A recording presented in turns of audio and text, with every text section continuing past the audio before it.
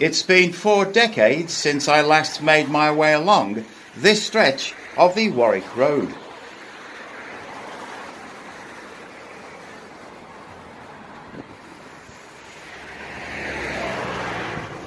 And in all that time, a lot of water has flowed under the bridge. Quite literally.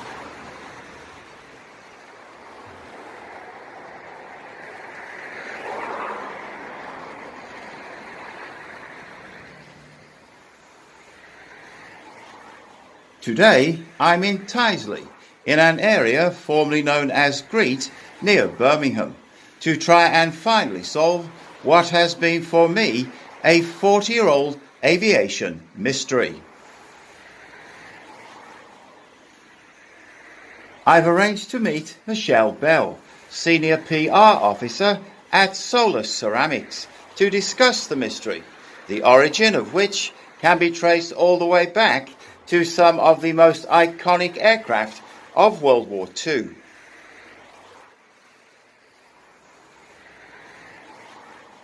After leaving school, my first place of work in 1975 was the company Serck Heat Transfer, a company responsible for manufacturing radiators and oil coolers for some of the most famous names in British aviation history. Hawker, Westland, Handley Page, Avro, Bristol, de Havilland and Vickers Supermarine, and the aircraft equipment division was located on the original Serck Birmingham factory site here. And my old office used to be just there.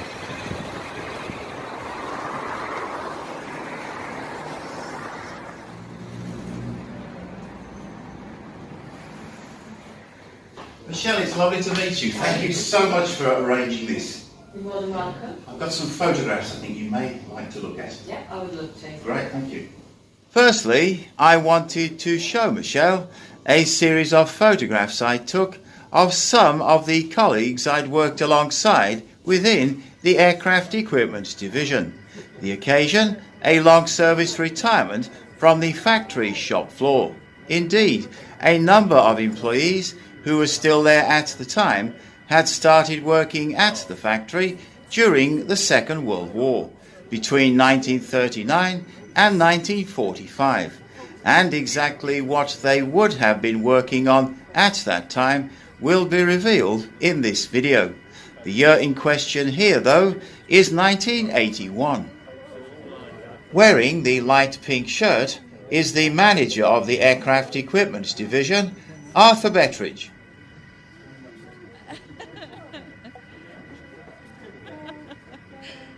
Enjoying each other's company are Pete Burrows and Rhoda Finch. The man wearing the white coat is Inspection Supervisor George Nash.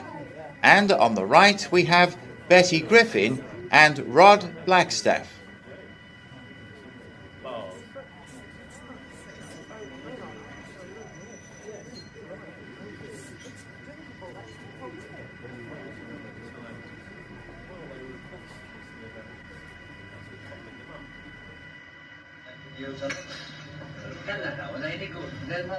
On the far left, shop floor foreman Eric Smith, and on the right, the one and only Mr. Bill Lane, Aircraft Equipment Division Works Manager. The factory I once knew, and the people who worked there, may have long since gone. Returning here, being photographed on my initial first visit a week before filming commenced, standing on the exact same spot and holding the exact same camera 40 years later was strangely surreal, but equally reassuringly familiar.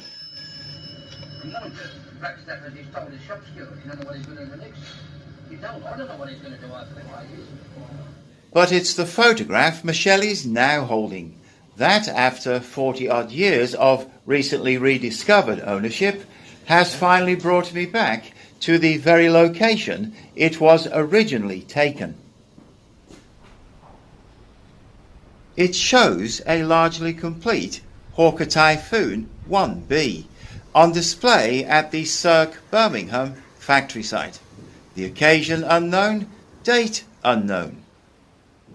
The sign reads, Typhoon Fighter, displayed by courtesy of the designers Hawker Aircraft Limited, radiator and oil cooler by Serck.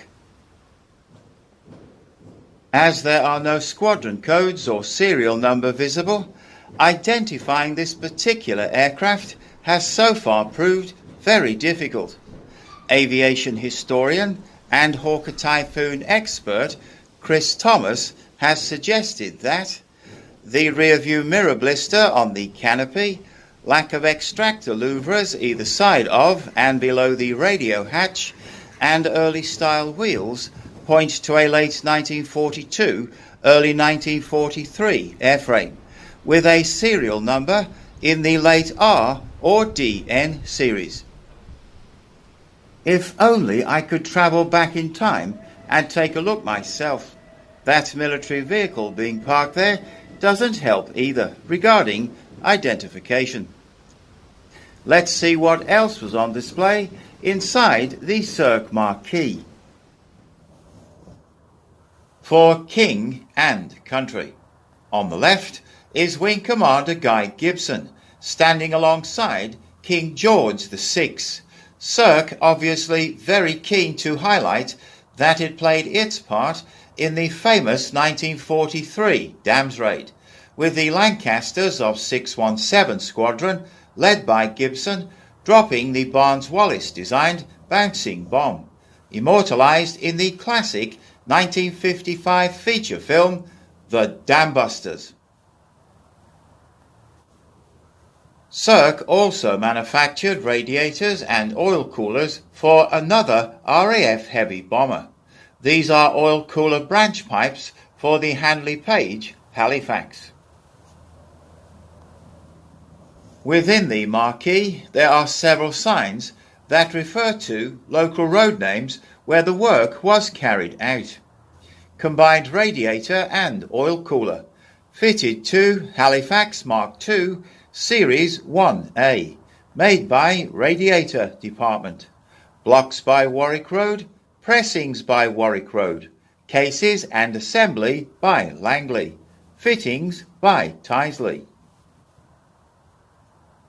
A Serck honeycomb oil cooler, the type fitted to the Hawker Typhoon's big brothers, the Hawker Tempest Mark II, and the Hawker Sea Fury.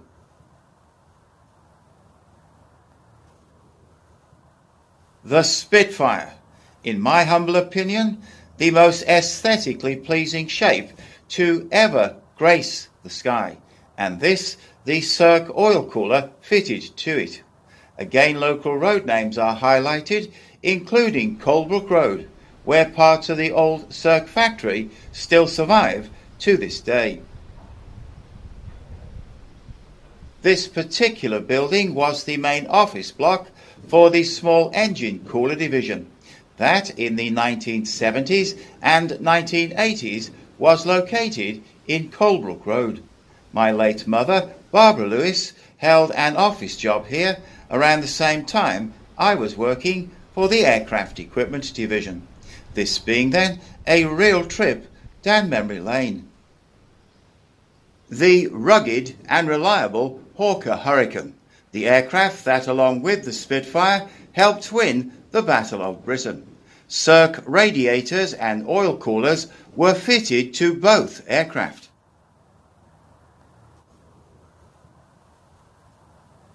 As I mentioned previously, I have no details or date for this particular event, but a clue may lie in the printed wording on a sectionalized drawing of a Avro Lancaster bomber.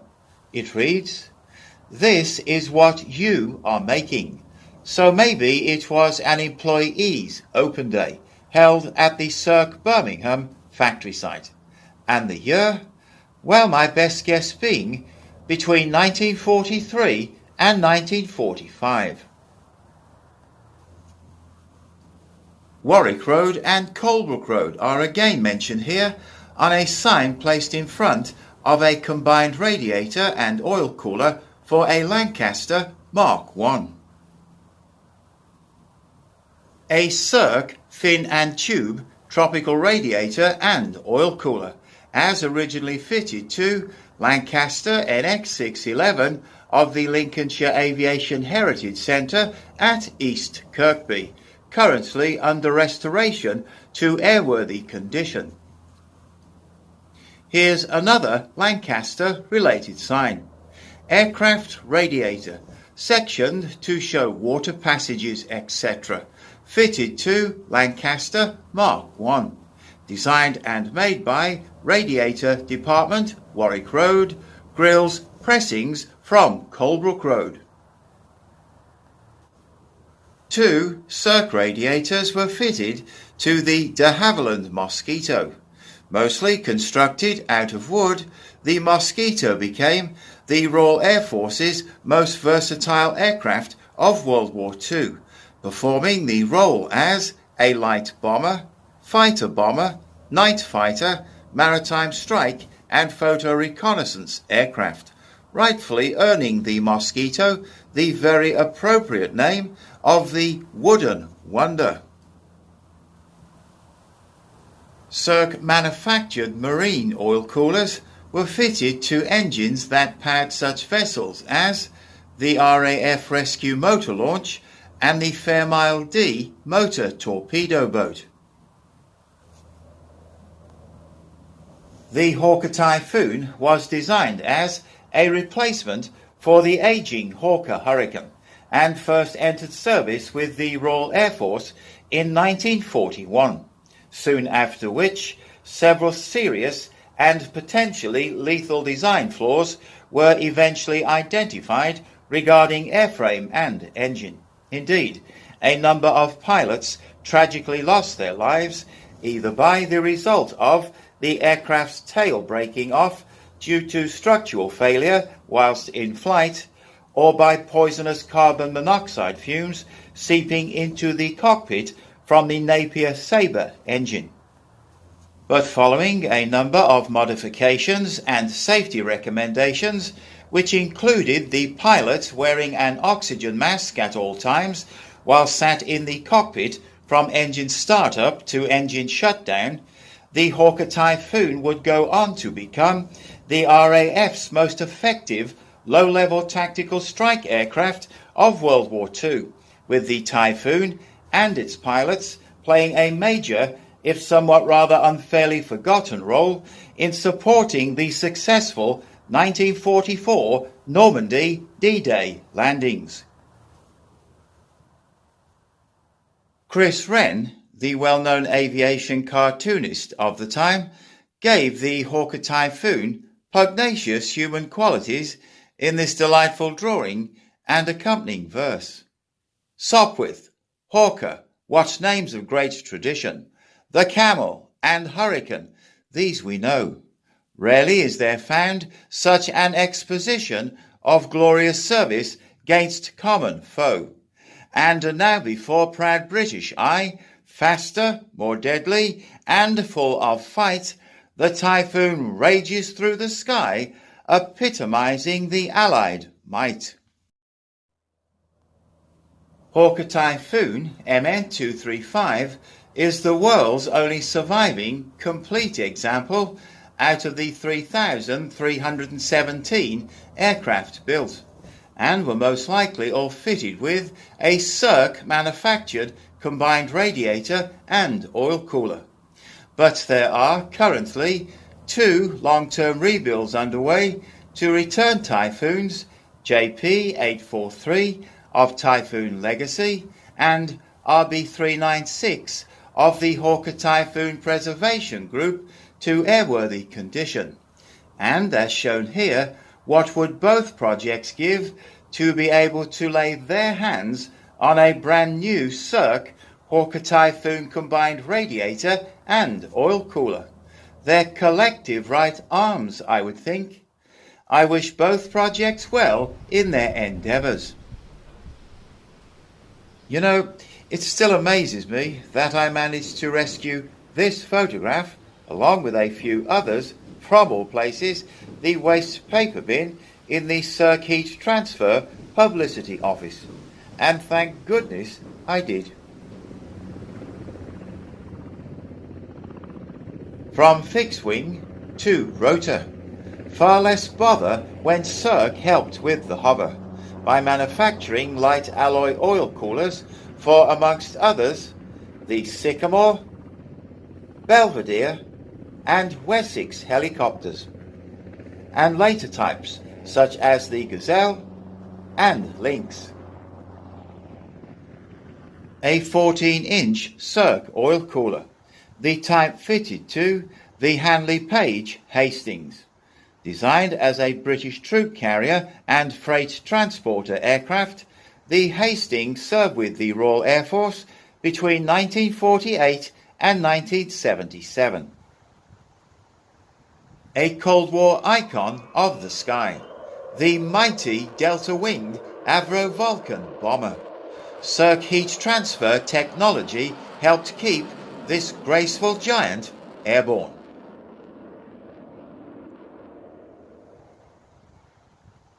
For many years, Serck as a company attended the Farnborough Air Show, formerly the SBAC show, the Society of British Aircraft Companies, the show in itself being a shop window for the latest advances in the military and commercial world of aviation.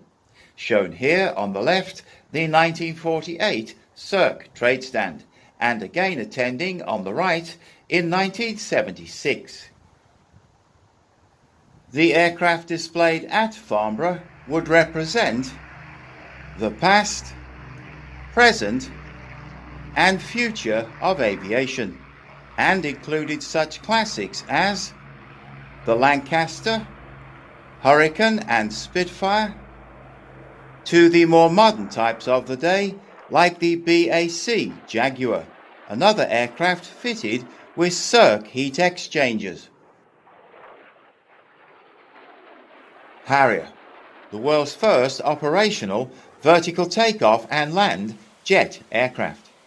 The amazing Harrier first flew in December 1967, and Serck manufactured the oil cooler for its Pegasus engine.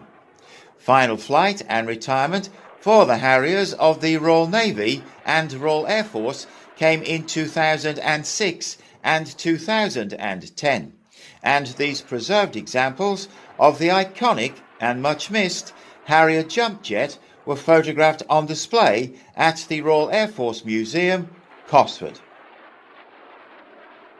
Originally designated MRCA multi-role combat aircraft, the Tornado retired in 2019 after 4 decades of distinguished service with the Royal Air Force. Its Rolls-Royce engines kept cool by Serck heat exchangers. On display at the 1986 Farnborough Air Show was the EAP, Experimental Aircraft Program Demonstrator. It was the prototype for the currently in service RAF Eurofighter Typhoon and was powered by 2 RB199 engines, fitted with Serck manufactured heat exchangers. The static aircraft park at Farnborough would often include commercial jet airliners, Vickers Armstrong VC-10, Hawker Siddeley Trident, British Aircraft Corporation 111,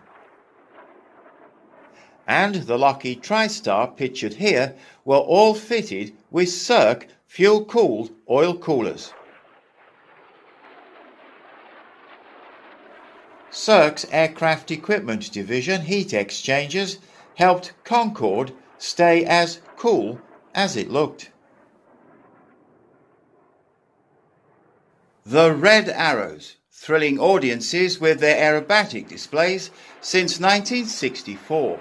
Serck helped to keep the Reds safe and sound once off the ground. As a progress chaser, part of my job within the Aircraft Equipment Division was checking the progress being made on original Serck manufactured radiators and oil coolers that had been returned for assessment and possible repair. And yes, that really is me. Time flies, remember? These return radiators and oil coolers would sometimes be for airworthy, historic World War II aircraft, which included the Lancaster, Spitfires and Hurricanes of the RAF Battle of Britain Memorial Flight, and the Westland Lysander of the one-time Strathallan aircraft collection that now resides at the Shuttleworth collection at Alwarden Aerodrome near Biggleswade in Bedfordshire. And talking of Shuttleworth,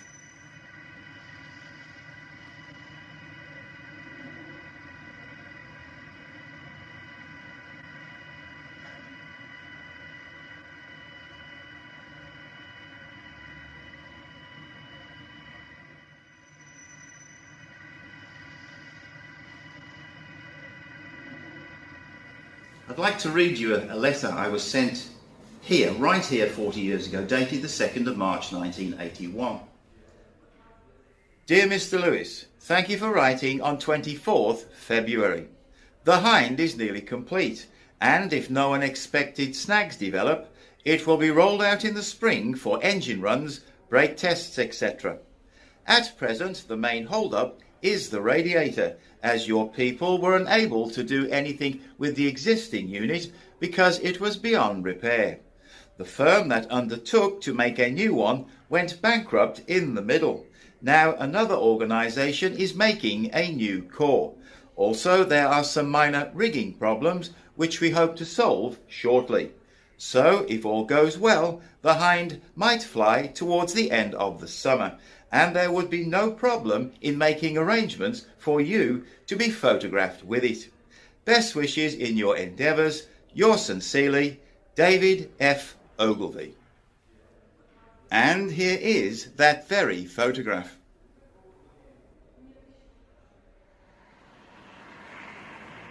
After leaving my much-travelled Serck green folder and photographs with Michelle for safekeeping, I headed back outside. And just in case you're wondering, Solus is one of the UK's leading suppliers of commercial wall and floor tiles. My job now then is to try and pinpoint this photograph.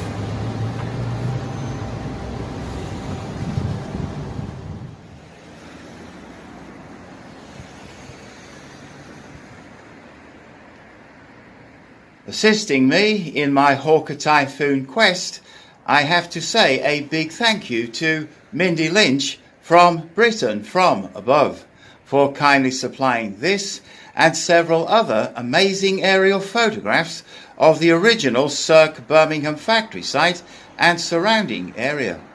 Taken in 1935, the detail within them is quite superb, like this solitary light commercial van crossing Great Bridge. The singles and doubles games being played on the tennis courts, sadly no longer there, and Great Primary School, that very much still is.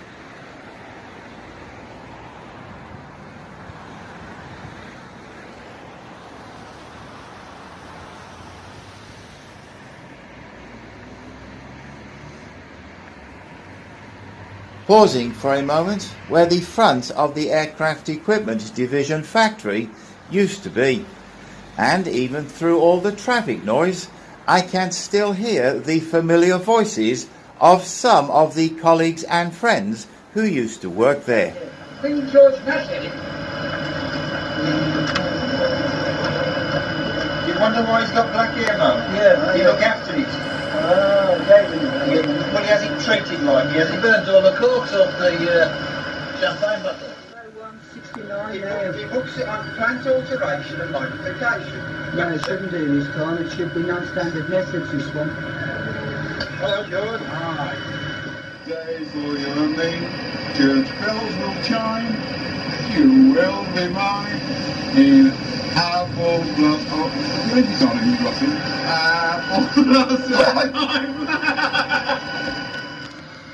Yes, Brian. The voices, including my own, and the sound of the Aircraft Equipment Division factory and offices that you hear in this video are taken from actual recordings I made at the time, and are very likely to be the only ones in existence. The photographs I took, the faces and moments captured within them, conversations held and recorded too, are the result of me rarely being without a camera or cassette tape recorder close to hand, and standing here right now seems like it was only yesterday, as I take this photographic and sound recorded journey into the past. Presenting the bouquet of flowers is Dennis Lech, Aircraft Equipment Division General Manager. The man in the middle, wearing the light grey suit, is Brian Bateman. Second in from the left is Johnny Richmond. Raising a glass with one hand and holding a pipe with the other is Brian Spencer. And on the far right is Dave Hall. Hello? Yeah. Yeah. And on the far left here, wearing the light blue jacket, is Bob Bromley. 40-odd years later now, and it's been another surreal but equally enjoyable experience listening to and seeing them all again. They would never believe it. Still got the inners with a form thing. All without a point. It's a single point, but it's a full form. It's got the radius, as it comes, it's got the radius both sides. Yeah, it's proper full form. Yeah. Alright, what you say best to do is get the gauge, get the jump flags up, but then we'll find out. Right. If they go through half a dozen, then all you'll do is chase them over the gauge, don't you? Then I'll give you somebody that's Right. Who's your favourite singer? Have you got any favourites? Like Mr. May hasn't got a Well, favourite. it's all up when it comes to Western music. Oh yes. So Don Williams. Victor Moan, I like Victor Moan, he's too good. Jack Jones. Tony Benny. Tony Bennett's places. So where do you think Sinatra comes in the sort of singing ability? What's he say?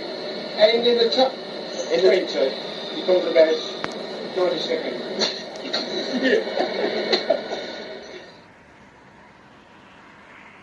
In the background here, whilst filming this scene, is Seeley's Road. In its heyday, and certainly when I was there during the 1970s and 1980s, the Serck Birmingham factory site occupied both sides of the Warwick Road. Serck's air cooling division and stores were located in Seeley's Road. Seeley's Road storemen Charlie Stanton on the left and Ron Williams on the right, pictured according to the calendar on the wall in January 1981. Today, although no longer Serck, the original air cooling division factory and stores units still remain and in use, as are several of the old Serck Tubes buildings in Bertha Road. Here's yours truly, and for the first time in 40 years, standing in the old Serck Tubes reception area and office block. For the occasion, I thought it would be rather appropriate to wear a pair of Serck B motif cufflinks. During the 1920s, 30s and 40s, Serck used the B association as a visual link to its honeycomb-designed radiators. I'm now making my way towards where the main gate and entrance was once located, on the Bridge Road side of the Serck factory site. Serck's roots as a manufacturer of heat cooling equipment can be traced back to 1907 under the name the Motor Radiator Manufacturing Company. The Serck factory was designated National Aircraft Radiator Factory in 1918 during the First World War. The company's founder, Peter Oscar Serck, who with a change of company name then founded Serck Radiators in 1919 and became a major supplier to the automotive industry. The interwar period saw an increase in its aviation-related output, manufacturing heat transfer equipment for all the different aircraft types shown in this long and very impressive list. Some famous names here: Blenheim, Hampden, Hind, Hurricane, Spitfire, Sunderland, Wellington, to name but a few. During the Second World War, the Serck Birmingham factory went on to produce 65,000 aircraft radiators and 110,000 aircraft oil coolers between 1939 and 1945 for use with, amongst others, Bristol, Rolls-Royce and Napier aero engines. This photograph, taken 40 years or so before I arrived in the mid-1970s, by which time Serck had become Serck Heat Transfer, visually confirms to me just how little the Serck factory site itself had changed from what is shown here.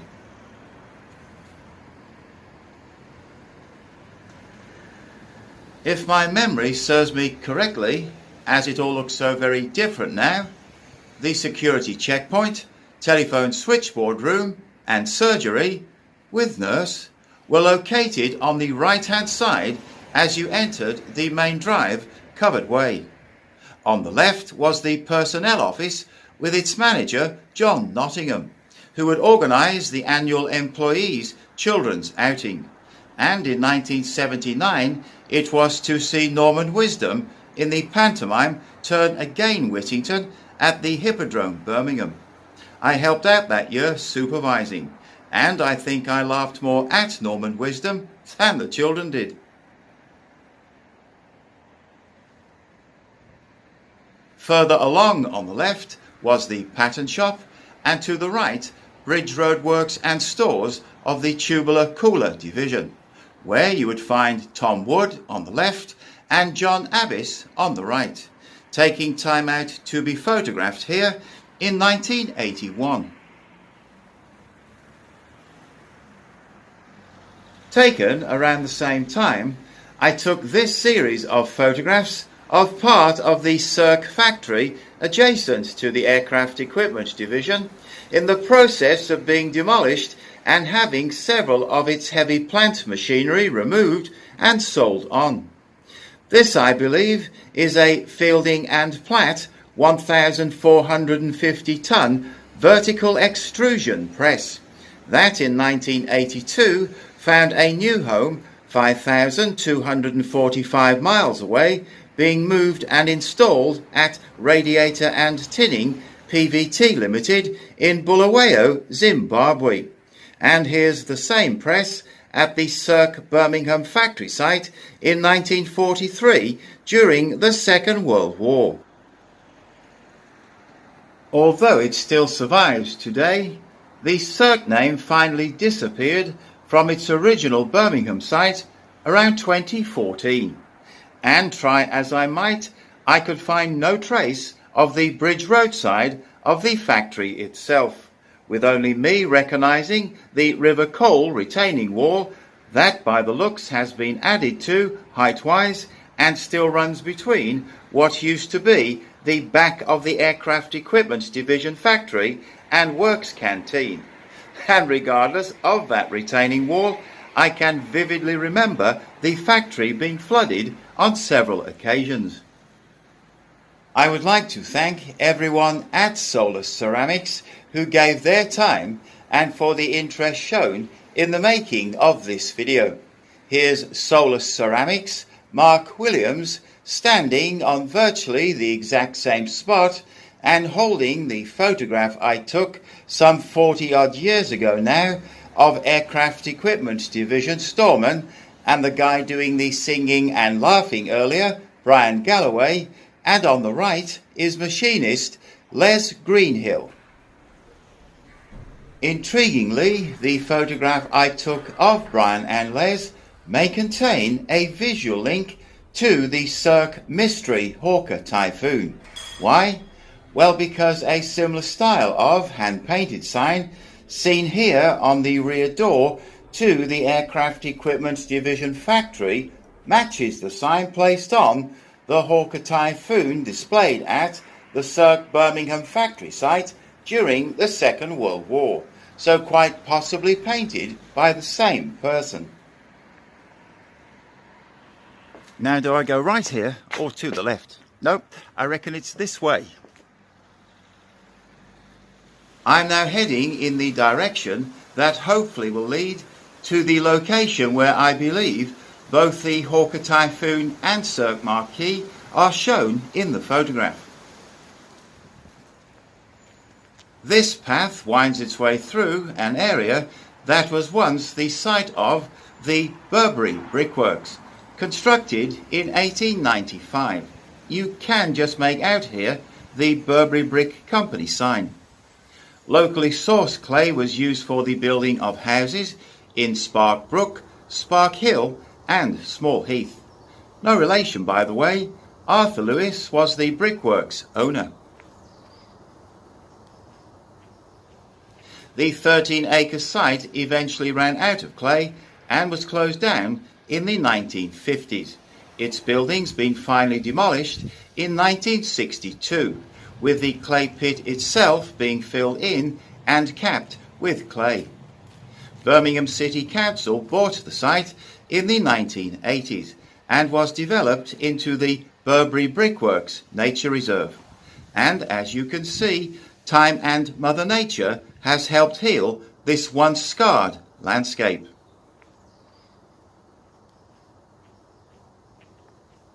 Emerging from the woodland of the Nature Reserve, I'm on the final leg of my Magical Mystery Tiffy tour.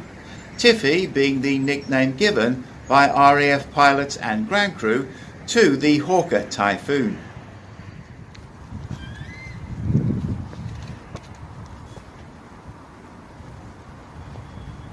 Now let's see. Well, there's the old Serck factory there and the chimney stack. River coal running along that line. And the river coal is still there, of course, and the line of trees indicates where it is. Serck marquee would have been on the left, with the Hawker Typhoon parked in the middle. I think that's it. Finally. Fantastic to see after all this time. And as a final visual confirmation, the area of open ground seen here, that would have been adjacent to where Solus is now and where the Serck Aircraft Equipment Division factory used to be. We can cross-reference the position of this telegraph pole and factory building's roofline with the telegraph pole and factory building's roofline shown here, and we have ourselves a match, solving one Hawker Typhoon mystery. But can you help me solve the other? Can you identify this particular aircraft? If you can, please leave a comment on the video. I would really appreciate it.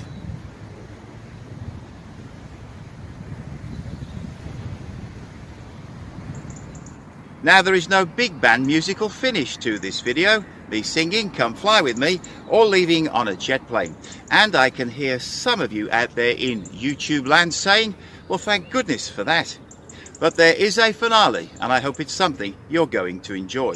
It's just a short 5-minute walk in that direction, so come on, this way. Talking about big bands and singing just, I reckon the first time I actually sang with a big band must have been at the Serck Heat Transfer Aircraft Equipment Division annual dinner dance at the Excelsior Hotel, Birmingham Airport, with Joe Royal and his big band. I sang one song, Come Fly With Me. That was in 1980. Time flies indeed. Oh well, onwards and upwards.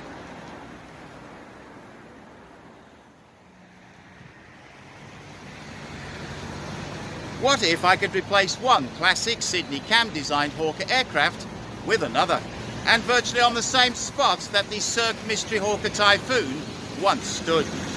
Well, I can, and unbelievably, it's just above my head. No, honestly, it really is.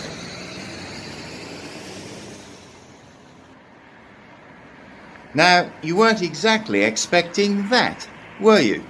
Well, neither was I, to be honest, as this beautiful 1955 Hawker Hunter WT723, the sole surviving example of the PR11, arrived unannounced halfway through the filming of this video. And it goes without saying, although I'm actually going to say it, that Serck would have manufactured the fuel-cooled oil cooler for the Avon jet engine once fitted to this aircraft, which is now on permanent display at the SCC Technology Campus in Tyseley. Rather fitting, wouldn't you say? The company SCC stands for Specialized Computer Centres, is Europe's largest IT solutions provider, and from what I have seen has done much to aid the regeneration of parts of the old Serck factory site and surrounding area. From Hind to Hunter in one video. Who would have thought? That finale I promised you. Well, as the sun sets here and day becomes night, this swept-wing beauty forms part of a nocturnal light show that would shame even the most accomplished of chameleons. Its strangely soothing, and some would say even therapeutic effect, means there will be no annoyingly intrusive voiceover from me.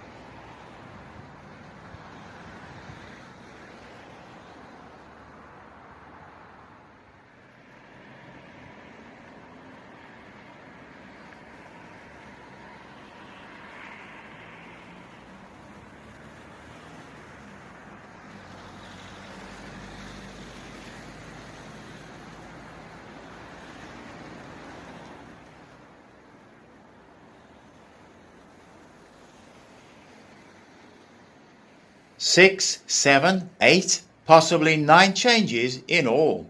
A multicolored kaleidoscope of color that is seldom seen in full as you drive by. And it brings this particular and most likely final video to a close. A video that not only do I hope you found interesting and enjoyable, but also a video that will enable both the Hawker Typhoon and Serck name to develop an appreciation and become more widely known. So whether you're an expert in either subject matter, knew very little or nothing at all, by watching this video you have already helped to further the cause, for which I say thank you.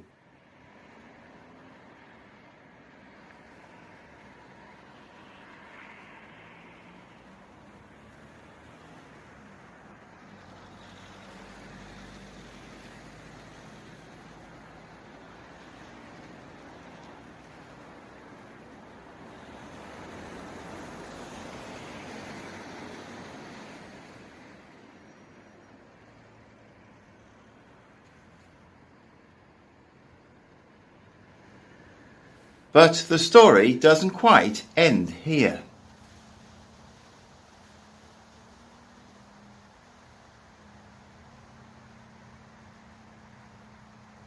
Sergeant Cecil Francis Beechey, the 28th of January 1943 to the 28th of January 2023.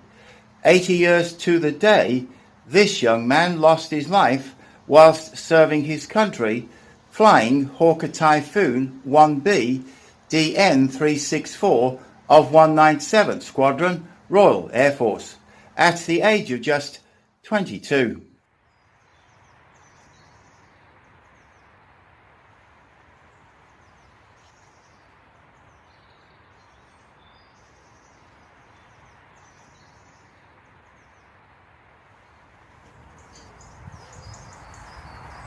After spending almost 18 months working on and researching for this video, if only I had been able to put a face to the name.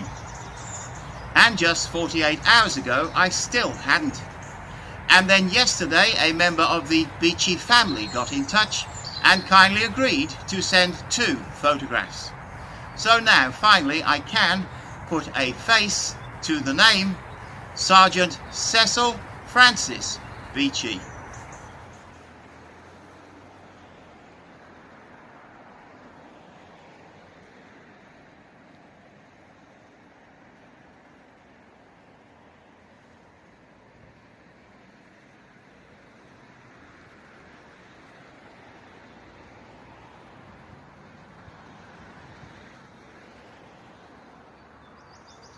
They shall grow not old, as we that are left grow old.